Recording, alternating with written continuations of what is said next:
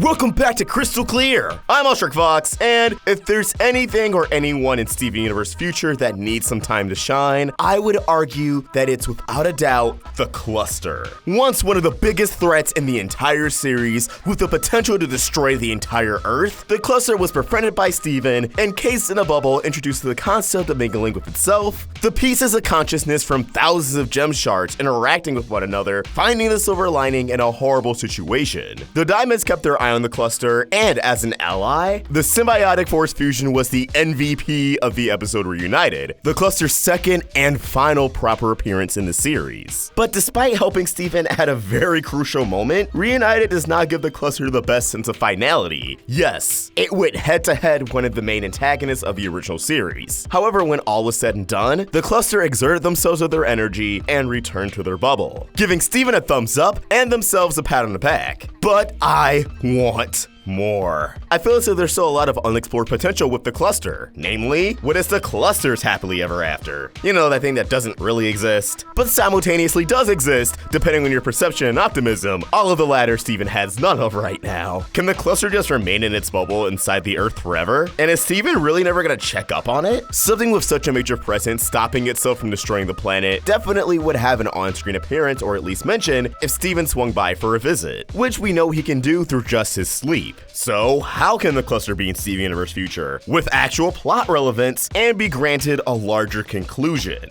Well, what if Steven Universe Future sees the emergence of the Cluster? And I'm not talking about just another arm. I mean fully formed, gem titties out, okay, maybe not that far, but nevertheless a grand presence. Let's talk about it. Of course, spoiler warning, if you do not want to know any potential plot points for Steven Universe Future, please click off now. With all that said, let's dive in. Now, immediately continuing my thoughts of the Cluster fully emerging, I would like to mention that it could have happened at some point in the original series. The first Steven Universe art book, Art and Origins from 2017, included concept art of what the Cluster could look like once the being was fully emerged. And man, oh man, this concept still gives me chills. A singular massive gemstone for an eye, with multiple eyes throughout its body, which is comprised of multiple mouths, limbs, and teeth, alongside gem titties, and the head in itself eclipsing the temple in scale. This would have been a force to be reckoned with, and something much harder for Steven to calm down. But just because 14-year-old Steven may not have had that under control, doesn't mean that 16 or 17-year-old Steven wouldn't be able to manage it. Now, since this is just concept art, we shouldn't necessarily accept this as canon, that this is what the Cluster would look like should it be fully unleashed from the constraints of its bubble. When it comes to animation, concept art includes multiple designs, even if we don't get all of them in a singular art book. Plus, it's almost been 3 years since the release of this art book. Crazy, I know. So I'm sure if there are any future plans for the Cluster, it would have had a redesign behind closed doors a long time ago. But I still think this is pretty helpful to get a good idea, and it's possible the final design wouldn't be too off from everything. Now, I'm sure the crew universe considered exploring what a fully formed Cluster would look like and the circumstances behind it, and I do believe those conversations would have came back up when planning Future. It just makes sense. A limited epilogue series centered around the loose ends?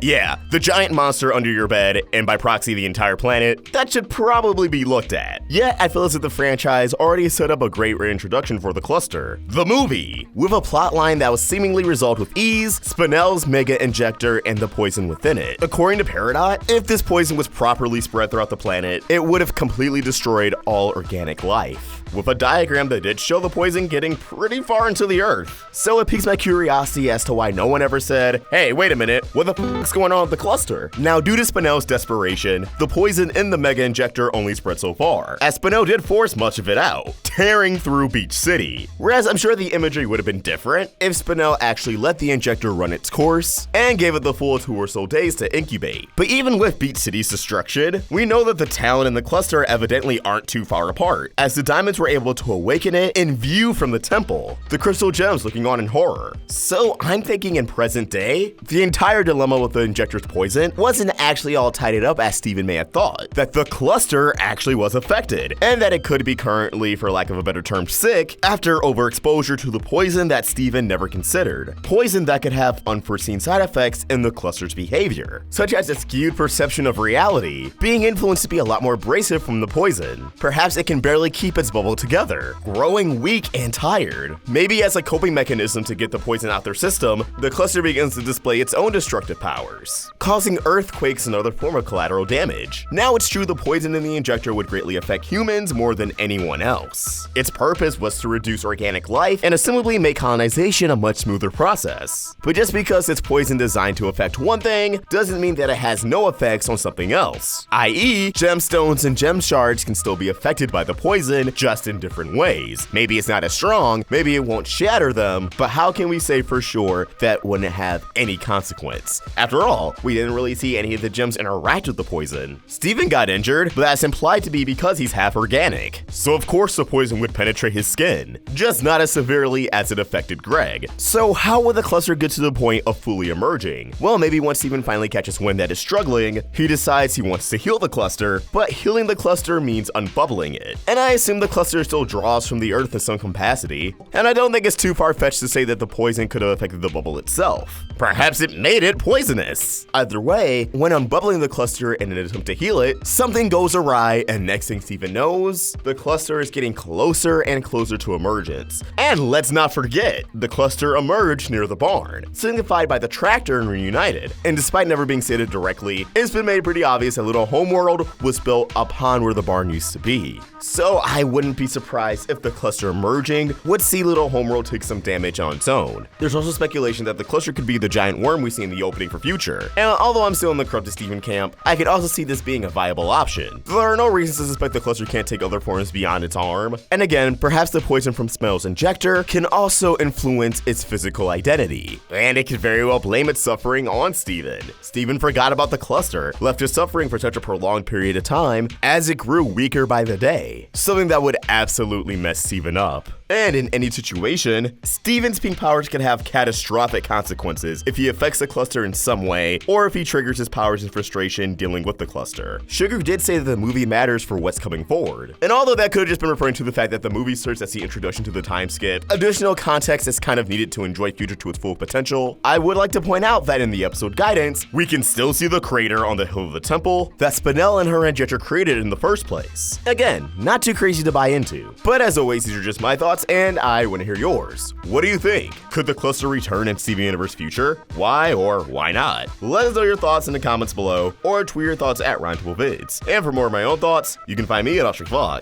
We're also on Instagram. Special thanks to ARTWITHKODA for creating an awesome thumbnail. For more of his wonderful art, you can find him on Tumblr and Instagram at ARTWITHKODA, and subscribe to his YouTube channel. Link down below in the description. Help Roundtable grow by either becoming a member of this channel or supporting us over at Patreon. Link in the description. If you enjoyed this video, please sure to like and subscribe to the Roundtable for more great cartoon content. Thank you for watching, and I hope you have an awesome day. Fox signing out.